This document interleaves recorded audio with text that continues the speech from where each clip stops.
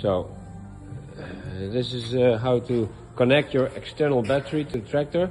So of course first you have to hook it to the hitch. As you can see here, it's on your front hitch. 3-point connector. So okay, and then you pick it up.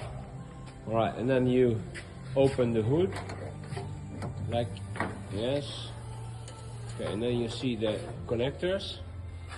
You disconnect that connector, and then you take the one. This is just a demo battery. You connect the other one, put it in there,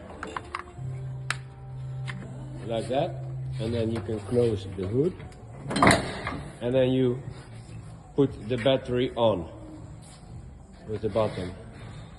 Okay, and that's about it. And then you can drive, and then to disconnect it, you do the same thing.